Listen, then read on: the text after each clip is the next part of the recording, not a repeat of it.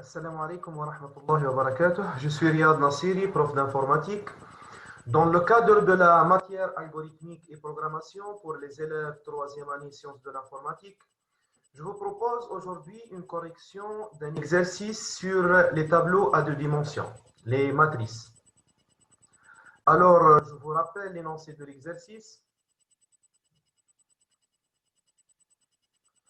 Donc, on veut calculer la somme des entiers se trouvant sur la première colonne et la dernière colonne d'une matrice M de taille L fois C. Donc, il nous donne un exemple. Voilà la matrice M de taille 4 fois 5, c'est-à-dire 4 lignes et 5 colonnes. Il veut calculer la somme suivante. Donc, celle de la première colonne et la dernière colonne de notre matrice. Il nous demande d'écrire un algorithme d'une fonction permettant de calculer cette somme. On passe à l'explication.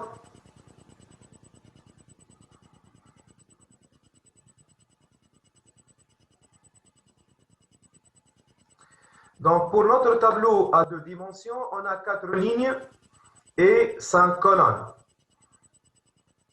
Et comme vous savez bien, l'indexation d'un tableau en général commence par 0.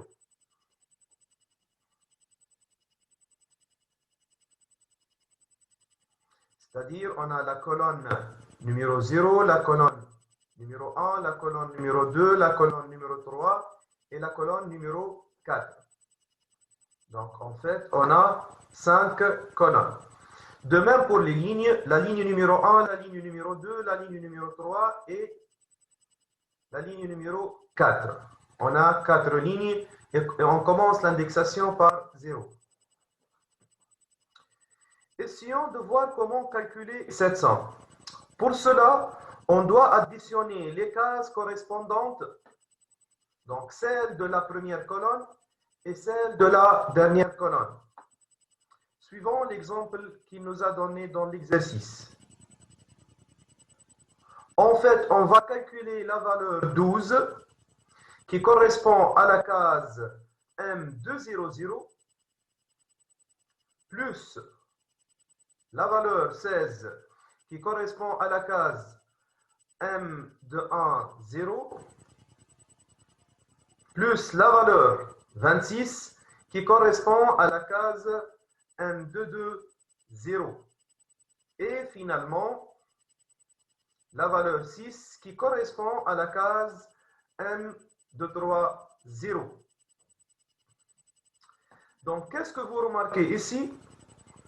En fait, on remarque que l'indice des colonnes est toujours fixe.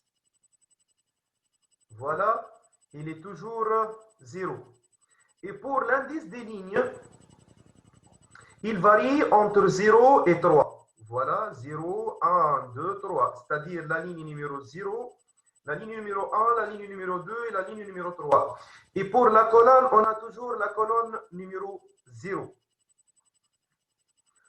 Alors, en général, on aura la notation suivante. M de I, 0, c'est-à-dire toujours la colonne 0, et I varie entre 0 et 3. Ou bien I allant entre 0 et 3.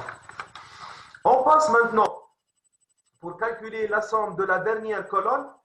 Comme vous voyez ici, on va additionner la valeur 5 qui correspond à la case M204, la dernière colonne, plus la valeur 25 qui correspond à la case M214, voilà, 1, 2, 1, 4, plus la case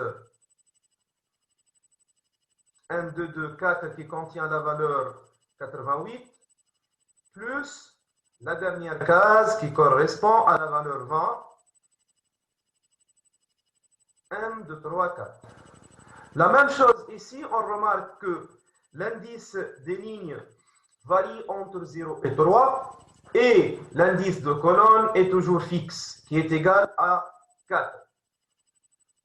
Donc, on peut utiliser la notation générale M de I, C-1, avec I allant de 0 à 3 et C-1, c'est la dernière colonne.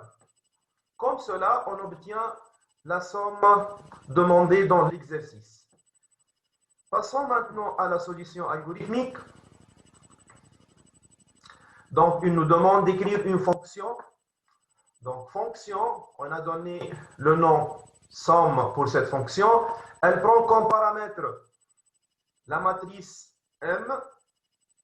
L et C, c'est le nombre de lignes et le nombre de colonnes. Et cette fonction va retourner un résultat de type entier. On commence donc notre solution. On doit initialiser une variable S à 0 qui va contenir la somme. On utilise la boucle pour parcourir notre matrice ligne par ligne seulement. Donc pour i de 0 à n-1, on va additionner la valeur de la première ligne, ou bien de la première colonne, pardon, avec la valeur de la dernière colonne. Et finalement, on va retourner le résultat dans la variable S. Donc ici, on a donné une solution algorithmique qui correspond à l'exercice qui calcule la sommation des éléments se trouvant dans la première colonne et la dernière colonne d'une matrice, en utilisant bien sûr une seule boucle pour qui parcourt notre matrice ligne par ligne. Et pour mieux expliquer le fonctionnement de cette boucle pour, on va passer à une trace d'exécution. Bien sûr, sans oublier le tableau de déclaration des objets locaux ici, I et S.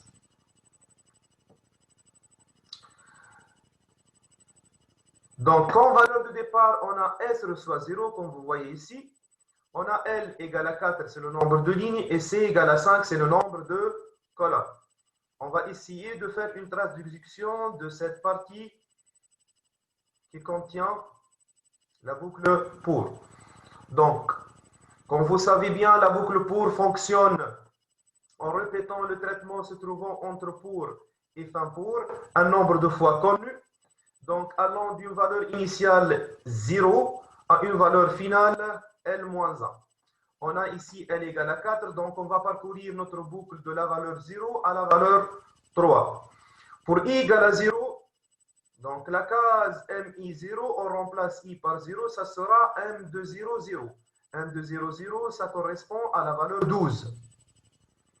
Puis on va additionner la valeur de la case M de 0, 4. On a C5, donc 4, 5 moins 1, ça vaut donc 4.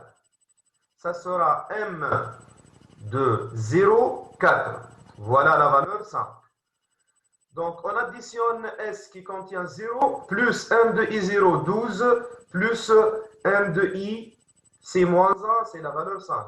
On obtient la valeur 17. On stocke cette valeur dans la variable S, donc maintenant S contient la valeur 17. Le compteur I s'incrémente automatiquement de 1 et passe à la valeur 1. De même, on va calculer ou bien remplacer la valeur de I ici par 1. On obtient M de 1, 0. M de 1, 0, c'est 16. Plus M de 1, 4, qui est 25. Bien sûr, la variable S maintenant contient 17. On va ajouter à 17 les deux valeurs suivantes. Donc, 17 plus 16 plus 25. Et on stocke dans S de nouveau la nouvelle valeur qui est 58. Le compteur s'incrémente automatiquement de 1 et passe à la valeur 2. Donc, on va calculer maintenant M de 2, 0. M de 2, 0, pardon, c'est 26. Plus M de 2, 4, qui est 88. On va ajouter la sommation de ces deux nombres à notre valeur S, qui est 58, et on obtient 172. La valeur de S maintenant est 172. Le compteur s'incrémente de 1 et passe à la valeur 3, qui est la dernière valeur. Donc, notre boucle va s'arrêter ici. Donc, S contient 172. On va ajouter à S M de I0 qui est 6, plus M de 3, 4 qui est 20. Et on obtient la somme finale 198. Donc, merci bien pour votre attention et à la prochaine vidéo.